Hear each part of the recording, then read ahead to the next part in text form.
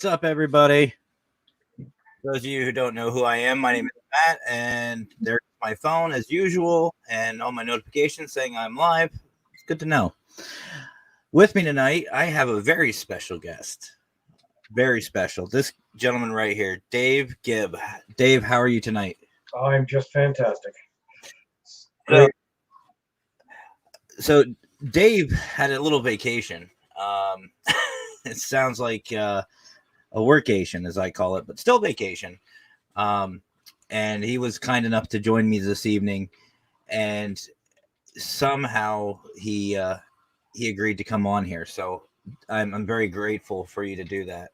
Join the chaos. So welcome. Well, I'm honored to be here. It's always great to get out to the community. Yeah, and Dave, we kind of spoke a little bit on Wednesday about this, and guys, let's show them how we do this. So I like this to keep this interactive as possible. So if you are watching, I see there's two people already. Say hello. Let me know you're here. Let Dave know you're here. Say hi to Dave. Welcome him to the stream. And my phone's is still continuing. So Dave, have you ever been on Streamyard before? Have you used this platform? No, the only time I used StreamYard before was just when you had sent the link the other day, and I was mucking around with it a bit. And I think I made a quick YouTube video as I had it linked to my YouTube channel.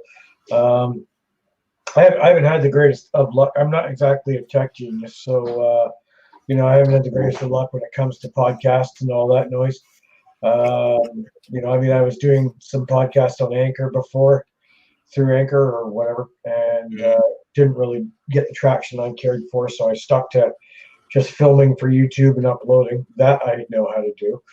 But as far as the whole link and how it connects with everything else all at the same time, it's kind of beyond this guy who was, a calculator was a big deal when I was in school. Well, I have a little welcome gift for you. There it goes, right on the bottom there. Yeah, I absolutely love StreamYard. Like, for example, right now we're on Facebook, YouTube, and Twitter all at the same time. I don't have to worry about it, and it's so nice. And it looks like you have we have a mutual friend popping in to say hello. Hey, Leslie. How you doing tonight, Leslie? Nice to have a fellow Canadian. That's good. Oh, I ever since I've started talking with James and Doug and a bunch of others, Leslie and Ron, that's all I've been getting is a lot of Canadians, and y'all have been so friendly and welcoming, and I love it. So first of all, Chaps, let's talk about Chaps for a little bit. Where'd you how did that start? What got you in the field? Well, like I said, when we've been chatting, I grew up in a spiritualist church, which has really very little to do with what I do with Chaps. But I've always been kind of near the other side of this, in depth with what spirit was for a very long time. And when I was in my early 20s, I had been traveling back and forth to Pennsylvania to train with a martial arts instructor. And he lived just outside of Gettysburg. So he was like, at night, we'd go busting down to Gettysburg. And there was one night where we were in, not one of the typical places where you would be there, whether it was Spangler's or whatever. We were on an access road behind a museum. And we saw what looked to be what I best describe as a lantern coming down the hill. And we watched it making different, arterial movements and that sort of thing. And then out of the blue, it looked like somebody shot a flintlock pistol off in the car. To which case, my sensei put it in drive and drove without turning on the lights. We're idiots. We're flying through there. But I mean, you could almost smell gunpowder and that kind of stuff, right? Like it was really, really funky. And you know what? It was kind of like after that point in time, and then, we had gone, your typical walking around where the devil's den is and all that noise and triangular field. And, another trip, I had brought one of my students with me. I had a dojo up here, and I brought some students. I used to always bring students down with me, so my teacher didn't use me as a demonstration toy. He used them. So it's self-purposing. And we went to the Triangular Field one night and saw some reenactors in the forest next to the Triangular Field. We had walked in and we were chatting away with them. The guy wasn't talking at all. He was just glaring. And we had pictures taken with them, except for the fact that he wasn't in the pictures. So I was like, shit, this was the same trip. And I'm like, okay, so this is 2 events, same trip. For something, I've got to actually really maybe put this to an actual, thing. And at that point in time, a little later, I was living, when I formed the team, I was living up in a rather conservative town. Now I'm a conservative guy. I'm right winged, but like this was ultra right wing. And I know when I spoke about such topics, people would think about, you're demonic. So yeah. I thought this is the great place to form this team because everybody had a story about it, but like everybody was scared to death to actually do anything about it. So I formed a team up there, and you know what? It became pretty well known up there. We were traveling across Ontario, which is the size of Texas, so we covered a lot. And then when I moved back down to the Toronto area, so that's up near Ottawa, up near the capital, and then I moved down to Toronto and I opened up another office here. So we've got about 16 members, and we travel all through it, the province of Ontario, and obviously Ontario right now, but we come into the States quite often. Oh, that's cool. Gettysburg, I'll hit on a couple things, but Gettysburg is one of my favorites. It has never let me down, even when I didn't even want it to. I remember one time back in high school, a couple of buddies and I decided to go down to Gettysburg, and this was towards later evening, so it was just getting dark out. And stupid kids thought, hey, let's go down to Devil's Den and play hide and seek. Didn't even think about spirits or nothing like that. We just were like, yeah, let's be idiots. And I distinctly remember, and I don't know how familiar, you seem to be pretty familiar with Gettysburg. Yep. Right across from Devil's Den, there's that nice little tree line. Yep. Well, straight across the parking lot is where I hid. I was laying in some brush, and excuse me.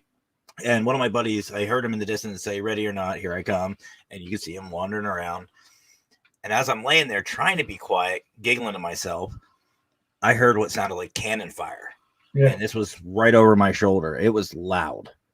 I jumped up screaming, freaked out. And my buddy's like, I found you. It's kind of easy to find you when you're screaming. I said, dude, didn't you hear that cannon? They're like, no, nobody else heard it. I was the only one to hear it. That was the initial. Then in a couple of years back a couple of years back, I took my team down. I had a paranormal team here. We went down to Gettysburg, and as we were standing up on the mountain there, just as you go through town, you go by the hotel. There's the monuments that sit up top, overlooking the battlefield. We're just enjoying the view. We saw what we thought were reenactors walking the tree line just around the corner. And as we're watching them, they started fading out one by one. And it wasn't that they went, out of eye shot. They were still in eye shot. They just faded out. And we're like, okay, that's cool. And we had a couple of feelings of being watched and other stuff like that. But Gettysburg is just amazing. I could go on wax poetic about Gettysburg for probably an entire podcast. I think that, again, we were speaking, I've taken it, it's funny, because I went and I had students with me. We had experiences in the Triangular Field. I've been, the Colton Hotel is normally where I stay. Mm-hmm. And I swear, I crap you negative. I had soldiers in my damn room, whether I was having a nightmare or not. I mean, it was feeling pretty solid. And I took my wife there the last time. My wife and I had experiences in down by the wheat field, like enough where we're running in the forest looking for all these men that are running around, because you know distinctly the sound of, canteens and stuff whacking against your legs as you're walking. It was bizarre. But I'll tell you something, it is an experience-based place because you take equipment there and really, I mean, honestly, I've taken equipment there 2 or 3 times, and never have I gotten a piece of evidence. I was at the Colton, and I rented the one room and asked the lady that ran the Colton if I could run equipment in another room as well, and she was fine. It was off season. Zero, zilch, nothing, nip, like nothing. You know, I've just had no equipment. It seems to be, for me anyway. It's all just about what you experience. It's one of the few places where I'd say just leave the stuff in the car and just walk around and feel it, because you're not going to get it. So let me ask you, and this is something, I don't know if you've heard this, but there's a theory out there that Gettysburg is, we'll say, 90% residual. There's very few, if any, intelligent style hauntings at Gettysburg. It's all just residual, which to me makes sense because of obviously what happened. But what's your thoughts on that? No, I totally agree with that. I mean, it's a hard sell on either case, the way that, we don't have proof that spirit exists to begin with, nor do we have any kind of template to know what it is we have to gauge them on. But yeah, if there's going to be something that's going to exist there, just with the amount of blatant trauma that occurred there over the days that it existed, the amount of limestone in the area. It could be just like the ideal spot for a recording. And it does happen really at certain points of time in the year more than others. Supposedly, I've never been to Gettysburg during July, just simply because, I mean, it's a nightmare being in there with all the reenactors and all that, right? Getting a hotel room. But I'm assuming they say by stories. I mean, if you read the Mark Nesbitt's books, in that point in time, that's when everything happens. Well, I mean, that makes sense. I mean, even if there is some intelligence to this, or even if it is residual, the reenactors being out there and reenacting these events, and like you said, the trauma, that'll just stir, all that energy up. So, I mean, I'd love to go down there and do a little experiment and just take, like you said, minimum equipment, maybe just a camcorder or a camera, set up some maybe, what are they called? Field cameras, trail cams. Yep. Set some up down there and go down like a week or two prior to a reenactment, and then directly after the reenactment. Yeah. Yeah, go against it. Yeah, I would too. I think the only unfortunate thing that's happened over to Gettysburg, like when I started investigating in Gettysburg 27 years ago, you could go in there and honestly, you could just be in there. Now, 2 or 3 things have happened. I mean, they've cut it down, like all the trees have been cut now because they want to make it look like it did. Yeah, and that's fine. Although it has a different feeling. Also, like now, if you're in the park, like near when it gets dark, you're out. Yeah. I mean, the wardens are a different story now. That's why I always like to go in like October, because I'm a Canadian, and once we get south of the 48th, it gets all hot. But it gets dark earlier, and so I can spend more time there. I know that people tend to do this is the whole argument too, but well, why do you don't have to investigate in the dark? Well, no, you don't. I can tell you, I've done a whole seminar based on that alone, just based on so many facts. I mean, when it's dark, your sense of sight isn't what's key at that point in time. Right now, your other senses, your feeling, your touch is so much more. It's quieter. There's less traffic, so there's less sound contamination. Why do we do it in the dark? Because a lot of us have jobs during the daytime, and the nighttime is when we can do it. What else? Because night vision, negative imagery, shadows show up better in the dark. Trigger objects such as cat balls, if you use them, they'll show up better in the dark. I mean, how about the simple fact is that generally, as a rule, we as investigators don't get paid for what we do, which is fine because we shouldn't be paid. We're not doctors. We can't cure anything. We're doing it because it's cool. And it's okay. It's nothing wrong with being honest. Like I do this still because it's like, damn, one day I'm going to have that experience. It's going to tear the hair off the back of my neck. And it's just cool, right? And it's different in the daytime than it is at night. And I'm sorry, if I'm doing it, I want to do it when I can enjoy it. But Yeah. as far as actual evidence goes, I understand it has nothing to do with day or night. So, and that's that. I had to bring that sticking point up. I thought somebody might think Hey, that. I agree with it. Actually, 120%. I've actually trained a lot of investigators, and I've had people approach me and say, "Look, I want to do this, but I don't like the dark. I'm not a fan of it." And a simple experiment I do, or I guess you can call it an experiment, is I sit these new people down, or these people who say they're afraid of the dark, and I set them in a room with the lights on, and I say, "Check out your surroundings. Look around you." They're like, "Okay," and then I'll just very simply turn the light off. And I just turn the light off. I go, "What changed?" They're like, "Well, it's dark." Exactly. You lost your sight, right? You can't see very well. They're like, "Well, yeah." I was like, "Has anything else changed?" They're like, "No." I was like, "There you go." I was like, investigating to me in the dark. I agree with you 120%. When you take out your eyesight, your feelings, your hearing, smells, even taste can be heightened. Absolutely. And it will be heightened. Mm-hmm. And once you do this long enough, like I have, I know you have a lot more experience than I do in this field, but it takes time to train up your eyes to have that night vision that you're talking about. It's not cat-like, or it's not like, you have night vision goggles on, but you do get to see, you'll pick out shapes and, everything a little bit easier. Right. But that's my wife.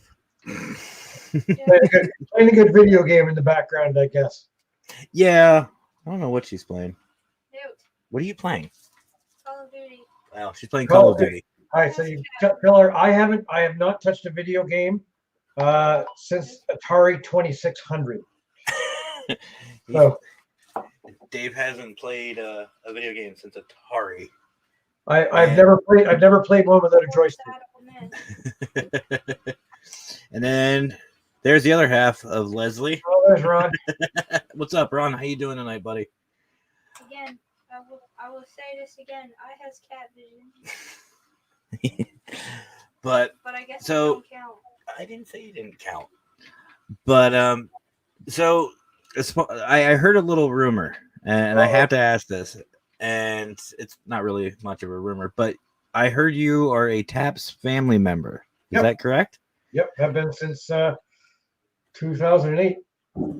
Well, first of all, congratulations. Yeah. I know I'm a little late, but so how did that come about? I know a lot of people, they hear the team name TAPS and they hear that and they're like, "Oh crap!" How does that come about? Well, back in the day, that was about 3 years into forming the team, I think, officially. Do you know what I mean? The way I looked at it back then, it was just about it was largely about credentials. I needed to align myself with some like-minded people, and I needed to have a resource pool. We had, and we do, and as we have everywhere. I understand there's a unity aspect to it, but the resources that exist of experienced teams that I can bounce theory and I can bounce evidence off of was kind of shallow. That sounds rude, but it is what it is. And I wanted to be able to have the backing so that I could attain access to some of that. We applied. It was quite a process back in the day. I don't know what I had. You had to have a website. You had to have so many years experience, so many commercial investigations, so many residential investigations, so many references, as well as video proof of your work in theory. It took about 8 months. And I know we had to be voted on by about 20 teams at the time, as well as Jason Grant a lot.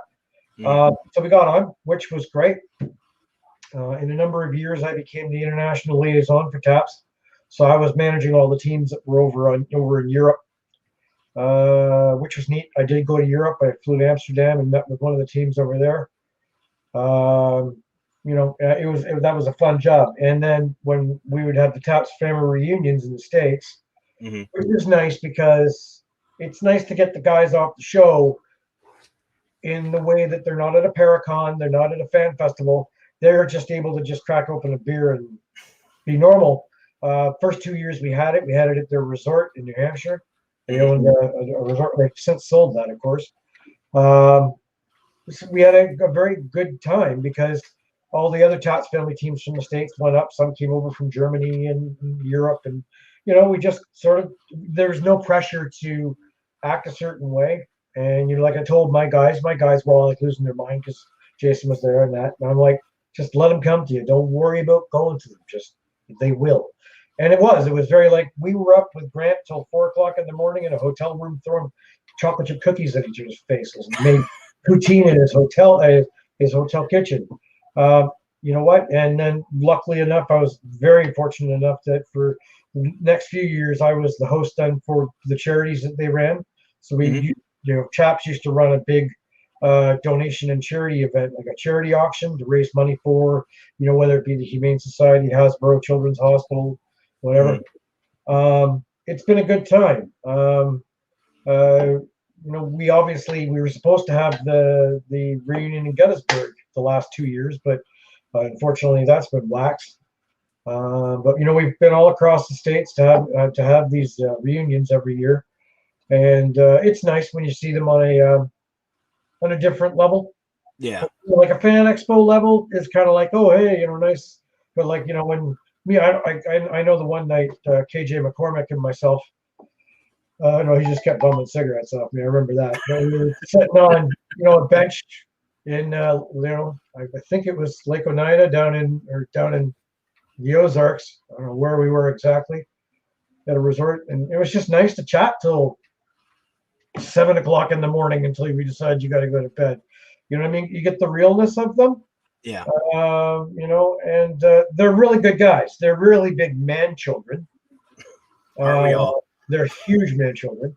And obviously, they're no different than any of us in the way that you can see that they have the same drama and shit that goes on with their team that goes on with every other team, which was always one of the first pieces of advice I used to give people when they came to me. We want to form a team. I said, well, when you want to form a team, I said, you got to understand the drama that you're in for. Yeah.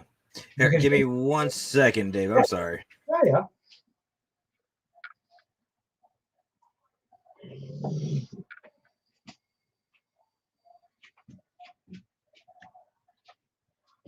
All right, I'm back. Sorry about that.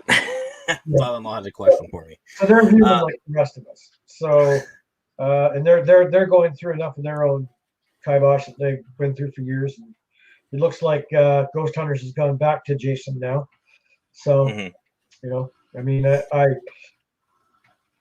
remembering people have to remember that Ghost Hunters and Taps are two separate things.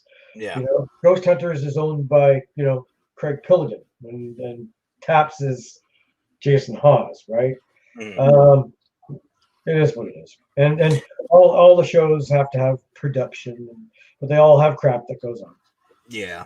Well, I will say, I not to kind of fanboy here, but a lot of times when I was training up investigators, I would use some episodes from the first 4 seasons of Ghost Hunters to train them and just show them, look, this is as real as this will get next to actually going out. Listen to how they're asking questions, listen and watch how they're using the equipment, right. And look how they're talking to the clients, use some of the questions. And, it was a great training tool. I agree with you. I'm a much bigger fan of earlier seasons of shows before production becomes an issue, right? Mm-hmm. Like we all have. Oh, geez, now I've got my family showing up. Fiona, I just on a podcast. Sorry. Well, my youngest daughter brought her dog over to visit my dog, so it's going to be chaos downstairs. I just shut the door. No, you're good. So, you know what? Like on every show that's out there, and I'm not going to put any liability up here by cussing another show. I've got a lot of opinions, which I'll use on my own show. But I can say that, like the other show, we'll say. We'll just call it the other show because that there's 2 big shows and the rest of them are there. I enjoyed the first couple seasons. I actually thought that their idea of the sequestered investigation, the lockdown investigation, was stupendous. I really did. I really loved it then, right? And then, of course, production becomes what it is, right? And the same thing happened with every single show that's out there. Nick has got a new show. Loved the first 2 seasons. Then production has to happen. Production always has to happen, and so and it's almost the same thing. Now, I don't know if it's the same thing with independent teams such as ourselves. I really don't, because when I look at my earlier videos going 10, 11, 12 years back, well, they sucked. They were horrible. As compared to now, I think I went through a high peak where it was like, hey, we're working on making it interesting. And then you kind of like get that, we'll just get it done. So I don't know. I haven't watched one of our videos in a very long time. So I edit them. Like so I guess I've watched them virtually anyway. But I don't know. I don't really watch a lot of paranormal TV because I yell at the TV. If I agree with what they're doing, I'm bored stiff because they're doing exactly what I do, or I'm yelling at the TV saying, "You're just a moron. What the hell would you use that device for?" I am the same way. Even with scary movies and horror flicks. Like I took my wife to go see It, the new one. Horror movies with you. Yeah, I don't know if you heard her. She said she can't watch it with me, and here's why. Yeah. We were in the movie theater watching the new It, well, the first one, and the entire time I'm picking it apart, going, okay, well, he's got demonic, personality traits. He's got, but it's poltergeist, tendencies, but this and that, and I'm just doing this, and I'm just going through and just doing the whole thing, the entire movie, and I actually got hit. And that's how I am. And I'm so glad, because my wife is more technical than I am. She is also with us, and she'd be breaking down the technical aspects of it. Like, try to watch one of the Paranormal Activity movies. The very first one was the worst, because I was like, why would you set up that camera when it's not made for IR reception and this and that? No. Right? Same thing with my house. If I studied martial arts 27 years, right? That's obviously how I got into paranormal investigation, because I was down there with my sensei. If I watch The Last Samurai, oh God, as somebody who's been to Japan and trained in Japan, watching The Last Samurai, just slamming the storyline all over the place, I can't just watch that movie for its, cinematography, which is fantastic. But no, here I am saying, no Occidental guy is going to go over there and this and that. It's not going to happen. Japanese ethics wouldn't allow this. Same thing with the paranormal. Well, we got some comments. I don't know if you can see them. I know that. All right. You see, reality happens now. Well, we got some comments. Doug, one of my other regulars. I don't know if you can see any of the comments. I can see the comments. Yeah. Okay. Doug from Paratime. Hey, Doug, how you doing tonight? Apparently, the other show. This is popped up when we were talking about. Or you were talking about the other show. The other show. Yeah, Ron wants you to just dig in. He would. Well, we actually, when I had him and Leslie on, there hasn't been a show that I've done that those guys haven't came up in conversation. And it's for the same reasons. I'm pretty sure you and I are on the same wavelength with that one. Actually, a little tangent. I won't mention their name, but they did the Cosmopolitan Hotel. I don't know if you remember that episode. They did the Cosmopolitan Hotel in Casa de Estudio in San Diego. 2 weeks prior to that filming, my team and I did the Cosmopolitan Hotel. We were one of the reasons why they were asked to come in. What was funny about it is I knew the owner. Not personally, but we knew each other because we were always running around Old Town San Diego in our uniform. Just had SDPE, and I had my founder shirt on, and they got to know us pretty well. I mean, a bunch of idiots running around in the middle of the night with flashlights, cameras, and a bunch of equipment. people tend to take notice. So the owners came to me and said, hey, we've been getting some reports from our employees that so and such is going on. This is going on. We don't know what to do. We've had employees quit. We've had guests walk out. Can you check this out? And I said, yeah, sure. We'd love to. And they said, well, how much do you want? I said, nothing. I said, maybe a free beer or two, but nothing. And they said, deal. So we went in. They closed down the whole bottom area because there's 2 floors to the Cosmopolitan. There's the upstairs where all the guests stay, and then there's a downstairs that's kind of like a greeting area, a bar, a restaurant. And we had full reign of everything except for upstairs, except for, I think, 1 room. And we spent the night, and everything was great. We got a lot of great activity, a lot of positive activity. And a couple weeks later, they were there. And a little backwards on what we found. Yep. But let's see. Leslie, I can't stand paranormal shows either. They drive me nuts.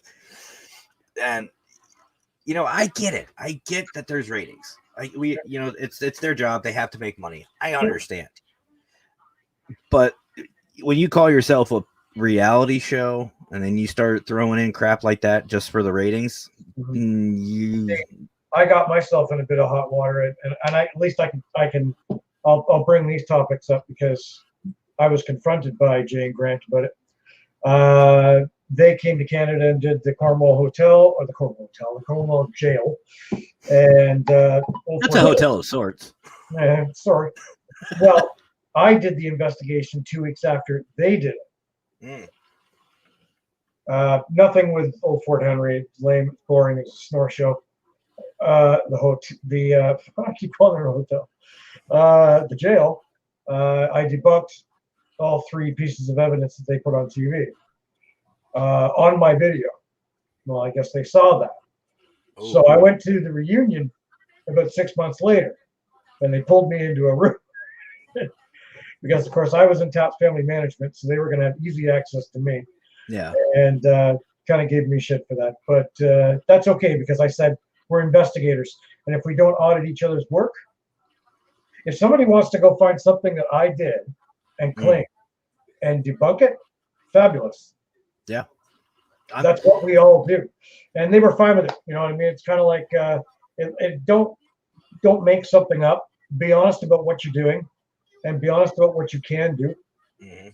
I can't come in your house and remove a ghost. Sorry. I can't prove there's a ghost. Nobody can. I will not charge you money because I can't write you a prescription that will solve your problem. Yeah. And you're right. Gratuity's fine. You want to buy me coffee, have pizza there for me. I'm okay with that. But the shows, unfortunately, I know that moons ago, I was called, I think every team goes through their raft of producers. Like there was like a 3-year slot where I was being called by a producer every damn week. We were having to send B-rolls and all that kind of stuff to them. And I got sort of sick of it after a while and just stopped answering them. But there was one guy who asked me about, I don't know, he was going on about would I fabricate evidence for a TV show, but he was serious. And I'm like, well, no. And I said, it's one of the things. He says, but your videos are very boring. I'm like, well, paranormal investigation is boring. Okay? Like people that think they're coming out to have a WWE fight with a ghost. Get rid of that out of your mind. Just prepare to drink bad coffee, smoke a lot of cigarettes, sit on your ass for 5 hours, and ask questions into the thin air, hoping that it's going to talk back to you. When you listen to it, when you're the only person that's going to listen to it, because all the other people that came on the investigation sometimes are just interested in just being there for the cool. And so he asked me about that, and then he said, well, what do you think of Ghost Mine? I said, well, I think Ghost Mine's probably the biggest piece of tripe on TV right now. Oh, that's one of my shows. So I think I might actually have ruined it in the production circuit out there, which was okay. I didn't mind saying it because it was tripe. Making stuff up, Yeah, That's why I can't watch them.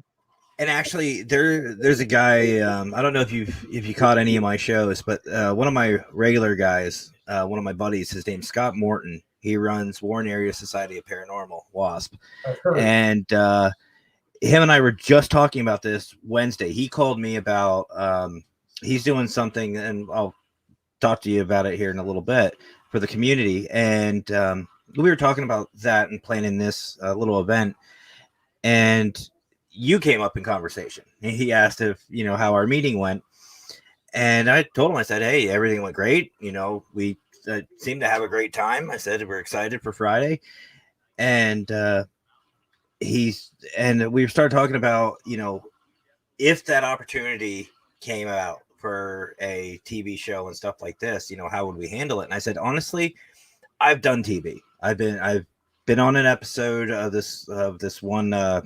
It's kind of like a Pimp My Ride type thing, like a car modification show that they had out in San Diego. They asked me to come out, my team and I, to come out and do an episode because they were having issues, and it was just so happened to be around Halloween. Go figure. Mm-hmm. And I told him, I said, listen, if somebody comes to me and says they want to do a show about me or wants me to be on a show, what they see is what they're going to get. End of story. I'm not going to sit here and belittle myself, make up evidence, be fake, and like someone's not going to be in the background, slam a door, I'm going to act like I'm so scared. No, that's not going to happen. I'm going to debunk. I'm going to figure things out. If I can't figure it out, I can't figure it out. Yeah. And that's a lesson that I think a lot of people need to understand, is sometimes when you go to, especially younger teams, they got to understand it's okay to tell a client, look, you don't have anything. You've got an electrical problem, you've got a plumbing problem, you've got a flooring problem, you've got stuff going on in your house that can be figured out. It's okay. Mm-hmm. And some people just aren't okay with that. They get upset and they're like, oh no, it's a ghost. Or they think, like you said, that all hell's going to break loose, like paranormal activity. No, honestly, you're talking 1 in a billion chance that that's ever going to happen. Yep. No, you're right. I mean, I in the 500 or so investigations we've done, I can think of less than 10 where it's been like, that's really odd. Mm-hmm. I mean, and it dissipates over years, right? Because of course the downside to being an investigator for a long period of time is you do kind of discount things a lot more now. Yeah. Even so many years ago, you might have gone and looked into it. Now is not necessarily the case. That's the downside to it. That's why sometimes you need to take a break from it or change up the roles. I do a lot more video production now. I've been off of work for a year and a bit, been on sick leave. So, I haven't been able to get out. And obviously with COVID, we haven't been able to get out. So it's a good opportunity to kind of like do other.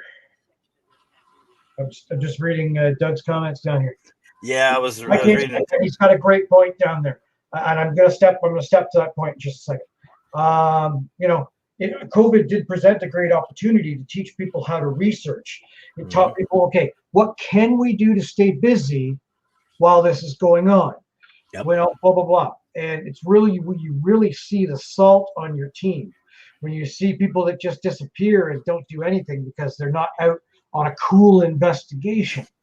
Right? And that's something people need to know when they run teams. Half the people that come to you to be a member of your team don't want to listen to evidence. They don't want to help out with research. They want to do stuff. Yep. But during COVID, it was great because it really showed you how inventive you could be and how much research you can do. And as for Doug's comment on why can't you check out a place more than once? Well, he's right. You know what? The last 2 years, one of my themes for Chaps was re-research. And we had, at least in the area where I live, we have about 9 locations that are like, I'll call them hot leads. We've been there once, been there twice, but now it's like, I want to come back about every 4 months. I said, we streamlined the test that we're going to do at your place because we know what it isn't, but let's see what it is. And there'll be places by the end of it that we have done 6, 7, 8, 9 times. My friends at CPRI down in Virginia, as we spoke about the other night, so they do Bacon's Castle and places like that. They've been to Bacon's Castle like 90 times. They've got books that thick of data that they've recorded from this place. And then they analyze that data. I couldn't do it. I'm just not smart enough, frankly, and they are. Right there with you. For them to do that. But that's what they do, right? And you know what? It's okay, too, also. You're right. You do a place 5 times, they might want you back to figure things out. It's okay for you to go back to them and say, look, I don't know what's going on here. I can't find a damn thing. I don't have an answer for you at all. Even all your electrical, your water pressure, there's no pipe ping in your wall. There's no this, that.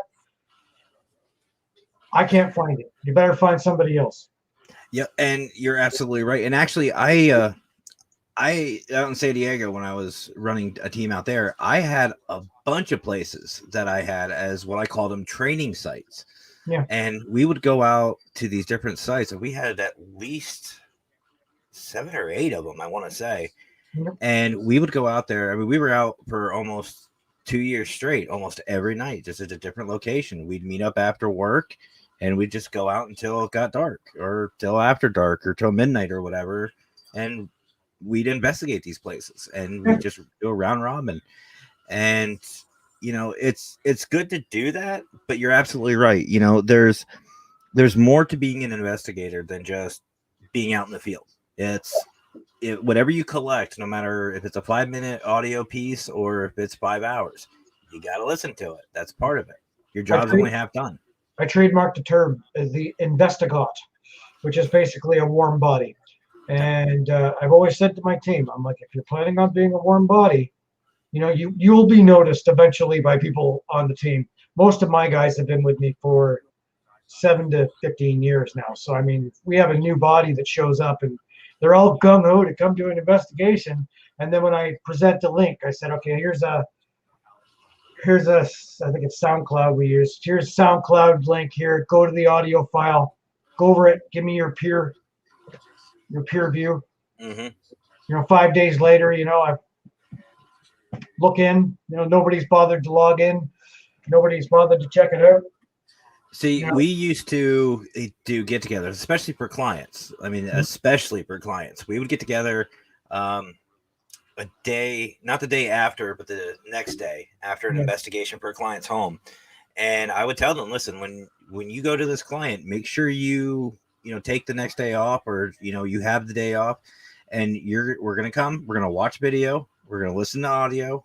We're going to look at pictures, not just once or twice. We're going to look through all of it 3 times. It may take a day or 2. Yeah. But we're going to all get through it. It's I know then when I have my salt. And sometimes it's your newest members, you know.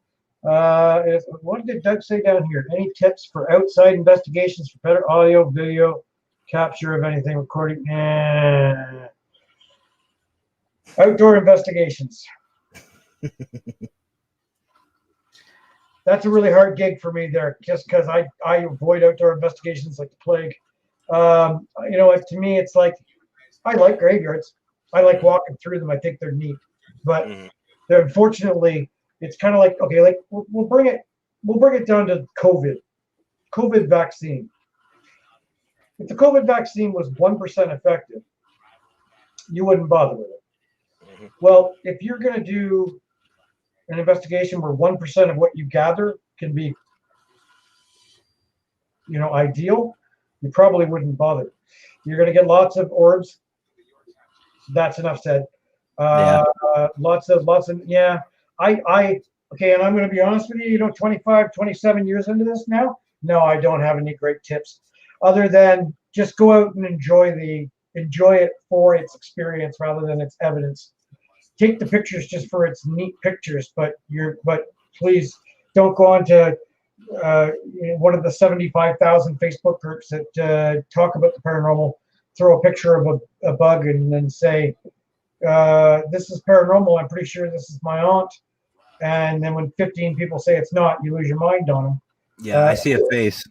Yeah, don't go ask a question if you've already made a decision for yourself as to what it is. I'll actually I used to investigate. Well, I still kind of do out in the field a lot, like out in cemeteries and stuff like that. Yeah. One of my biggest things, Doug, is especially for audio. Make sure if you hear anything, I just you have to note go it. off screen for a second. Yeah, by all means. Yeah, make sure you note everything. What I usually end up doing is I have my digital recorder with me. If a car goes by, I just say, note on recorder, car drove by. Note on recorder, I farted, I burped, I did something. So and so did something. Always make sure you're noting it. It makes it a little bit easier. As far as video is concerned, that's like Dave said, it's hard. It really is. But while Dave's taking a commercial break, don't forget, guys below, to find him and his team Chaps on YouTube and Facebook. Don't forget to like and subscribe to yours truly, because this isn't the end. Obviously, I got a lot more. So, and also just a little update on the tattoo. You're all right. Oh, the firework, by the way. Happy 4th. But that actually did scare me a little bit. But Bubba was we are scared. 65 No, likes short. you got scared. Oh, you're okay. Hold on. They got to give the cat some love. Hold on. Come here. Dad, I was scared. There he is. That's Riku, everybody. That's my boy. Scared of the fireworks. Just make sure you put dots. Yeah, make sure you guys put dots in between, just like it's shown down below. So yeah, so we're 65 likes short of the tattoo challenge. So, Oh, the tattoo challenge. welcome back. Yeah, I made a challenge. July 2nd, Scott, Al, and Alan and Dan, two other of my guests that I've had prior, and Scott's had them on. We're all going to get together and do what I'm calling a paranormal campfire. We're just going to I'm going to have a fire in the background. We're just going to tell, ghost stories and experiences and just kind of hang out and relax for the 4th of July, kind of like an all-American thing. But I challenged everybody that if they can get 300 likes on my Facebook page before that video, I will get Happy Hauntings, my catchphrase, tattooed on me. And they're 65 short. But I don't recall a time limit. Was there? Oh, yeah, it was for the 4th of July, the July 2nd, when that goes on. Okay, so all I told Doug was, if you are out investigating and you have a recorder with you, note everything, every little thing. Car goes by, you burp, you fart, you step on a rock or something, anything that you can explain. Just makes reviewing it so much better. It might also help too. I mean, if you're certainly fortunate enough to have certain recording devices, like I primarily use Zoom. Mm-hmm. So like a Zoom H5, you happen to have a windsock that you can put on it. Yep. Really will help. Yeah, but the problem is that you could still discount everything or a lot of it. I mean, it's not everywhere. I mean, sometimes you could do a remote location that is very far away. I know when we were doing Ashmore Estates, being at Ashmore, I did some drone footage over it, and I'm glad I did, because when we got the audio footage of the kids' voices playing in there, and then I could show people how far away any kid could possibly be. Mm-hmm. It was like, whoa, so I guess there's things you could do. It's just, I know where I am. I'm in the Greater Toronto area. It's pretty busy. Mm-hmm. But then again, I mean, you're in a pretty busy area too. How big is Danville? I mean, if you're driving Interstate 80 and you sneeze, you'll miss it. But it's a fairly small town. But we've got a good amount of people in the surrounding area. So I mean, there's always something to do. I mean, the Greater Toronto area, there's about 5 million people. So Not even close. Yeah, you know what I mean. And Oshawa is kind of the size of Harrisburg. So Okay. I mean, trying to find a place that's really not, and I'm in the middle of it. So. Well, I know one of these weeks, I keep telling these guys I'm going to do an investigation. I'm just going to do a live investigation, just go out and roam somewhere.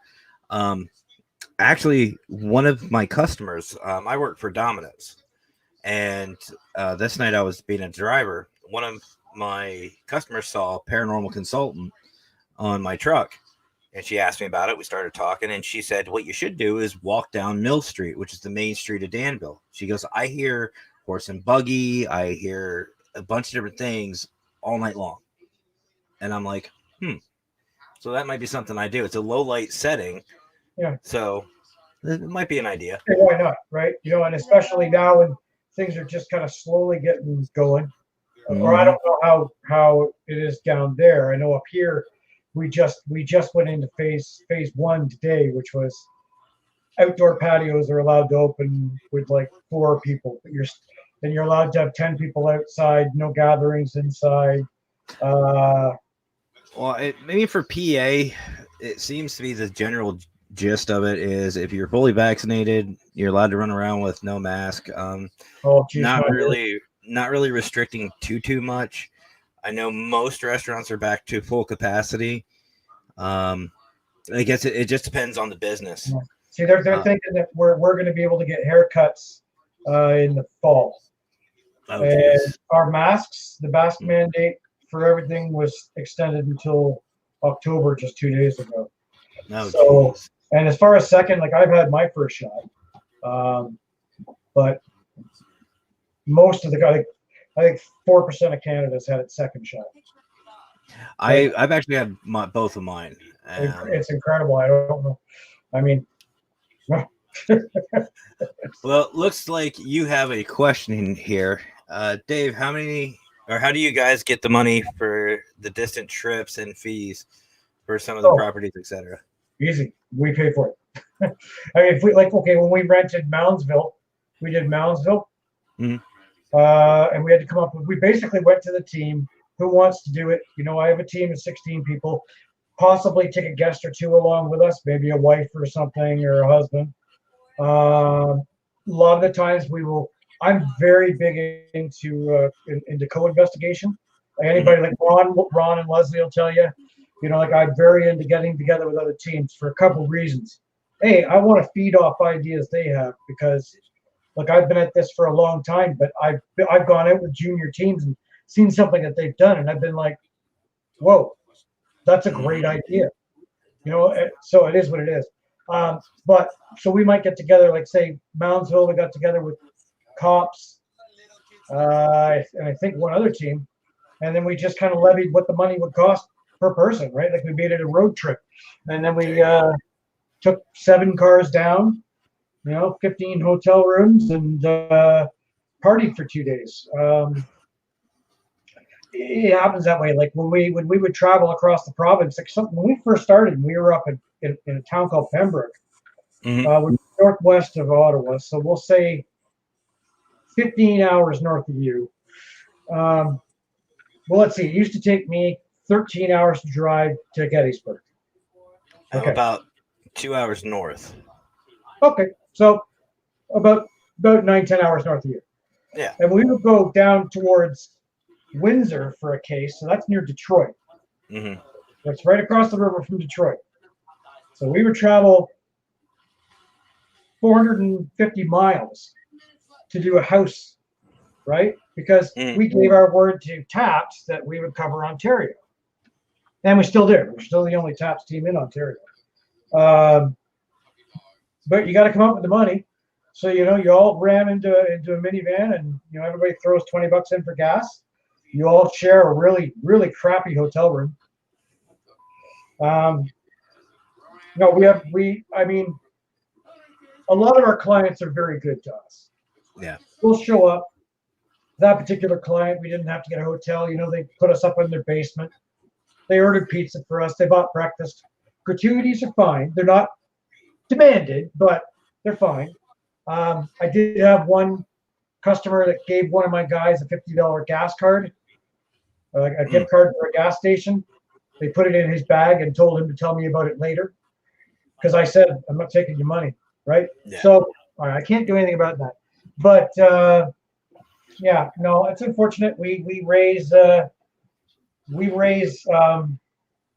money sometimes doing like I teach 101 courses.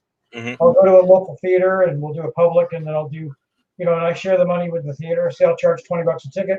We'll take $10 from that. They'll take $10 from that. That's where we kind of put money in the bank for such trips as well. Thank you for having a blast investigating. We had a good time with our RLC. We investigated with them. Their kids are amazing for that. And then, Paul, what's your worst investigation ever?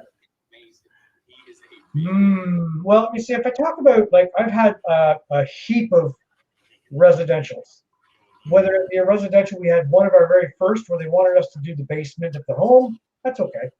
They were going to stay upstairs and play guitar. That didn't really help. Everybody was high.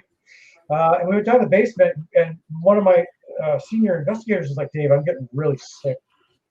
And we turned on the light. We were walking on about 800 kilos or 1,400 pounds of cat litter. Oh. Shitty cat litter. All over the basement. So I'm like, why the hell would you ask us to investigate that? But they were all stoned, so it was just sort of funny, right, for them. I've investigated homes where, I mean, if you're going to have, it's the only one of the few things I ask, tidy up. That's it. Just tidy up. Yep. And, we went and investigated a home, and they were like, okay, well, here's the house. And they left. And we got in, and there was, 800 beer bottles and pizza boxes everywhere, and vomit in the corner. And I'm like, again, so lots of those. It's probably better to discuss commercial investigations, because this is my pet peeve. In Canada, we're lame. It's just the way it is. We have a terrible prime minister, and we're really lame. So we tend to, if something's like abandoned for like 6 months, we knock it down. Yeah. Okay, we don't do that. There's really a lot of weird noises going on inside around my office right now, so that's strange. But I have to investigate that later. Creepy. In the States, you guys have great locations, but unfortunately, all your locations have the exact same claim. If it's a hospital or medical facility, there's where the nurse hung herself. Here's where the doctor killed himself. The nurse was pregnant at the time. Here's where the grumpy caretaker / boiler room mechanic is. This is and this will be a big one for everybody. And this has been in about 10 different places. This is where they did the autopsies. Yep. Okay, I was in the world of plumbing for a long time. No, it's not made for that. There's no plumbing there for that. And I went to one that was an old folks home. They didn't do autopsies at old folks homes. There was a room at an old folks home where they would put the bodies for a coroner to pick them up, or the undertaker or whatever. They didn't do autopsies there. And this was a mental hospital. Like that. I don't know whether you want to call it straight from Hills or whatever. They're not. They're not. And the only person that never, see, my camera's all over the place now. The only one that never bullshit me about that stuff was Robin Terry at Ashmore Estates. Robin has, and even the original paper from back in the day, and then blown up. And he never make a comment. No, this is no autopsies. It was an orphanage kind of place in a poor folks home. That's it. There's no lie, and that's one of the things I liked about him. But so many other places. Oh, this is where the autopsy. I don't know how many places I went to where this is where the autopsy was done. A doctor killed himself, and a pregnant nurse killed herself. It must be a crazy place. And Doug actually added this one, and this one I hear all the time. Lady in blank. Yeah. Or the headless blank. Yeah. Absolutely. Tall man. Yeah. Lady in white. Lady in white always seems to be white. My wife. Let's see. My wife lost it on somebody once because somebody had said that there was a lady in period dress. And this is probably about the 15th time we've heard the claim. And my wife said to the tour guide, my period dress are track pants and chocolate bars. I've had female investigators say the same thing during a tour. I'm not going to mention the guy's name, but he said that you always see period clothing, and she goes, "Well, this only happens to me once a month for about 5 days, and I don't wear that shit." Casey just joined to hear the word pizza. Well, welcome to my show, Casey. You should get used to this by now. Let's see. Casey does say too that you guys have Tim Hortons, so can't be that bad. Look, Tim Hortons. I mean, you guys think you got lots of Dunkin' Donuts. My town where I live, Oshawa, is about 150,000 people. I'll say there's 40 or 50 Tim Hortons here. There is one corner where there are 4 Tim Hortons on each corner. Let's see. Dunkin' Donuts. I have one. There's one in Danville, and I think there's like one in each town as part of the requirement of being a town here in PA. So it seems to me, going back a little bit, you're all for para-unity. That's one of your things. Given the right circumstances and the right groups. I am very big about collaboration. I believe in co-investigation for several reasons. 1, I can learn. 2, they can learn. 3, we investigate together. We can peer review what's results, right? A lot of this I've learned from other teams, especially Robert Bradley from CPRI. That's kind of who I go for when it comes to advice. But, and there's a big but, para-unity has its hang-ups. There's a lot of one-upmanship out there. I can't talk tonight. One-upmanship out there. A lot of competition between teams. And then there's just a lot of really bad, inexperienced teams that already have decided what's right and wrong. And they don't allow themselves to sit back and go, okay, why doesn't this work? Or why does this work? Ron will tell you, he built me a STS. I beta tested that thing for 2 years, 200 investigations. And then I sold it because I said over 200 investigations, I couldn't get one legible piece of evidence that isn't a door hanger or a table that turns into a cricket. I mean, I'm talking about neutral background, no movement, camera aside, filming, and I have something that walks right across the screen, walks. I mean, then we're talking about something. So people got really nasty with me about that. So people don't want to listen. But the other thing is the one-upmanship. I know, like, I participated in a public investigation at Rolling Hills. Okay. There was probably 8 other teams there, 10 other teams. And it was like, who could bring the most crap? You know, they've got fishing jackets with like wires and cameras and everything hanging out of it and talking to each other in technical. Well, we're in quadrant L13 with the bisecting whatever. And my team, and this is at this point in time, you know, we've been around for a while. We brought a camera bag, like a purse. We took a video camera, an audio recorder. And, like those old Canon camera bags. Yeah, and that was it. You know what I mean? Because we're here to feel this. We're here to do it. Because at a public investigation, you're not going to get anything that's worth anything. Because anything you get, you're going to be able to discount as being somebody else. But the amount of people there that were chest puffing, and I kind of thought, there's the only part about para-unity that worries me. I get invited to a lot of Facebook groups. Oh, Dave, come check this group out.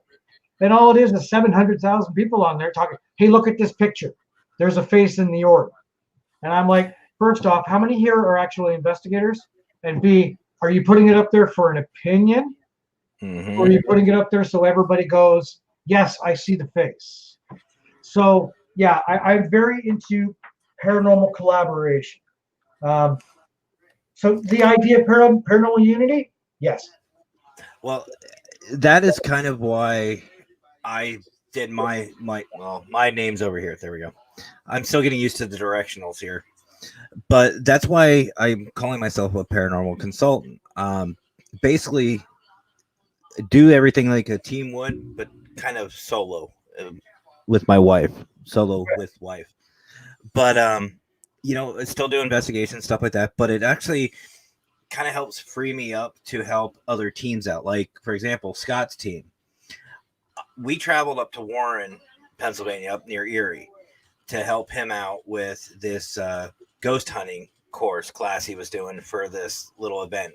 It's called Lohamora. It was a Harry Potter event. He did a little ghost hunting thing. It's stuff like that I can help out with, and that's where kind of my para-unity thing is starting to snowball. That's where I started. Why I'm working with Doug, Leslie, and Ron, Alan and Dan, and Scott. It gives me a chance because I'm not a team. There's no team behind me. It's just me. And James. Oh, there's James. I knew James was going to pop in here. How you doing tonight, James? But para unity for me, my thing is you're absolutely right. If you're going to work with other teams and other people, you've got to be open to their thoughts and their opinions and be critiqued, especially with people who, if someone sends me a picture and like orbs, and I'm going to tell you flat out, it's 9 times out of 10, actually 9.5 out of 10 is going to be dust or a bug or something else or a water drop or something. You've got to be okay with that. And, Scott and I were saying it is really tricky. I mean, we all want the same thing. We all want to work together. We all want to help each other because, like you said, we can all learn. We can all learn off of each other. You might have more experience in one thing and I might have more experience in another, and we can build. But at the same time, there are a lot of teams out there that are very territorial, I guess would be the word, especially in this area. And I'm trying to get away from that. That's one reason why I'm doing a lot of these shows, is to show people, look, all of those investigators have one common goal: to figure out what's going on or debunk or to help. And we can share our experiences, have some fun, and help each other. Absolutely. Well, and more importantly, help our clients and help these spirits even. Look, I mean, it comes down to a lot of things. Like, if I've been at this for 27 years, somebody who's been at it for 3 years might have a much more open mind to something. Mm-hmm. I can tell you that I'm not the biggest computer person, so there's probably a bunch of resources I don't know how to use properly, which somebody who does know how to use them is great. Look, Doug made a good comment here about introducing the actual history and importance of a place. I think one of the things if you ever get a chance, John Sobel did a talk on paranormal excavation, and talking about where you investigate a place so much that you almost lay layers on it. Like if a place is open, there's layers, and then maybe actually getting to the core value of what that place was. Yeah. And what would actually cause trigger events and that sort of stuff may actually bring better results. That's interesting that you said that, because it's something that I've been tickling on. It's funny because Al, like I always bring up San Diego, but that's where I have the most experience in the paranormal field out there. Right.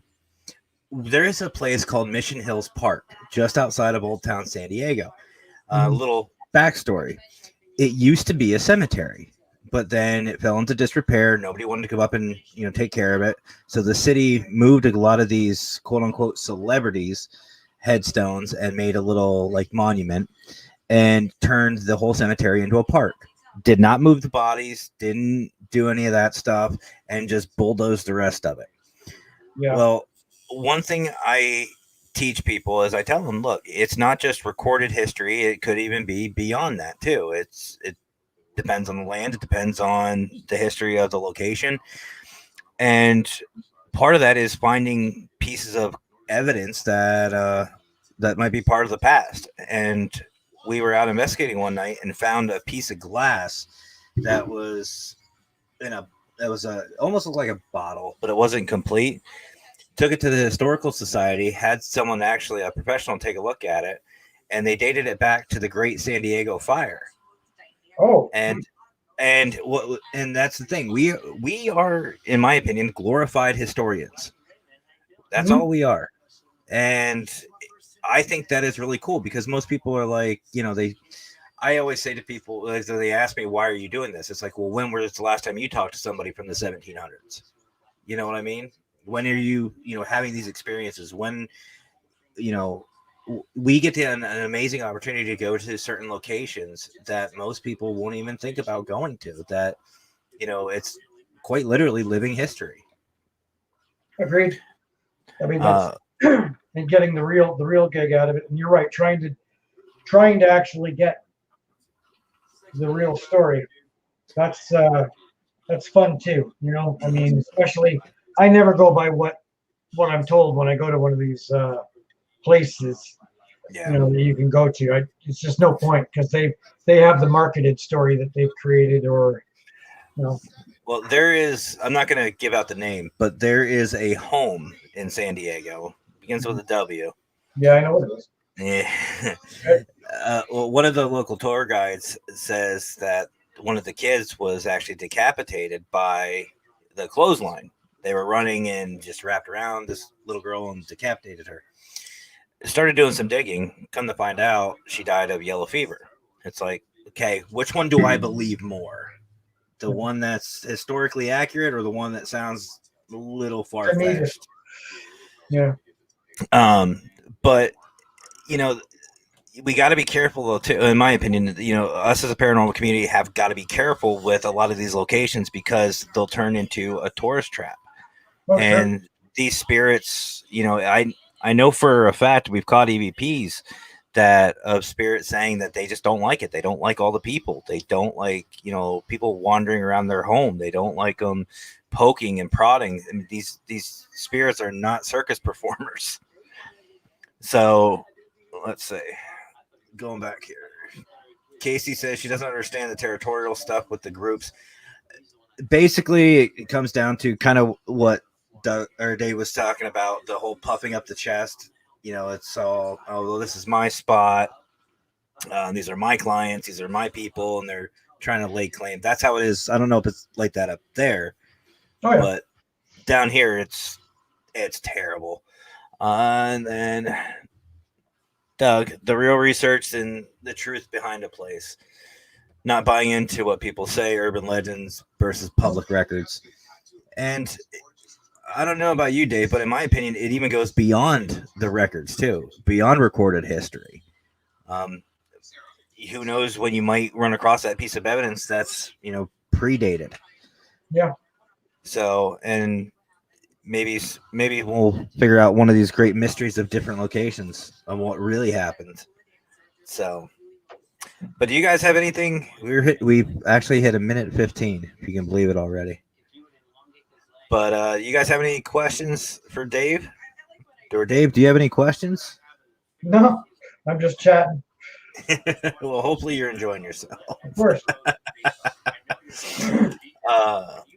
But all right, well, it was a pleasure having you on, Dave. I really like the fact I got the chance to pick your brain a little bit. I've heard so much about you. Good things, of course. Ron and Leslie build you up. But hopefully this is not the end of us chit-chatting. No, I hope not. So, well, next time you're down Gettysburg way, let me know. Another chip for my network down there. That's awesome. Give me another reason to go down. And, if anything, like I said, just so and I'm on public record, I guess you could call it. I'm here to help out any way I can. Any team, anytime, any investigation.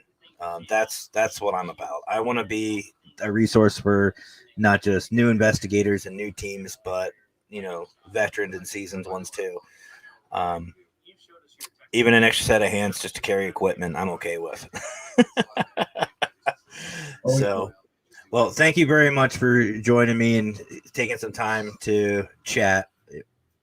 I'm surprised though. I haven't seen Scott, so and in my truth or my usual nature, I'm gonna put something on here. There we go.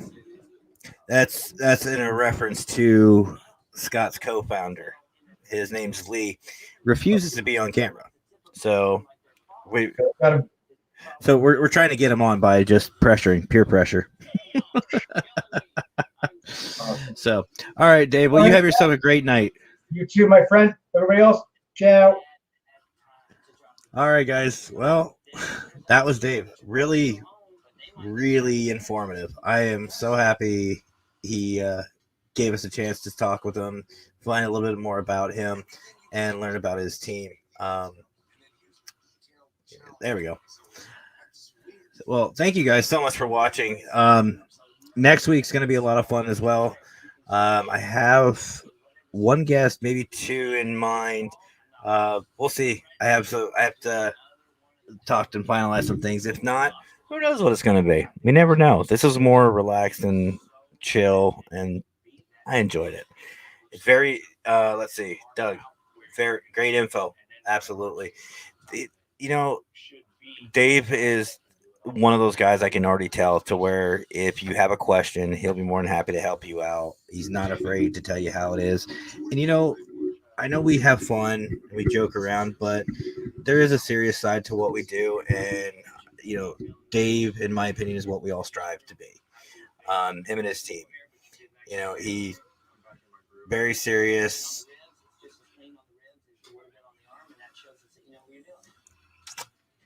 Somewhat serious. There goes my monetization. Thanks. Casey thought it was a cattail. Now we're back to my regular program. Anyway. But yeah, so. Bedtime. Yeah. But anyway, like I said, Dave just seems like that type of person to where if you have a question, he'd be more than happy to answer. But it was nice to learn more of I'm getting something thrown. Nice to see more of the Canadian family. Never disappointing, guys. So, all right, I will catch up with you guys later. Have yourselves a great weekend. She wants a high five. Hold on. From me and Mackenzie, we'll talk to you guys later. Have yourselves a great rest of your weekend. Be safe if you're traveling. Take your time. Enjoy the cool. I don't know where you guys are, but it's cooler here now. Thank goodness. She said it best. But take care, guys. Have a great night. And as always, happy hauntings.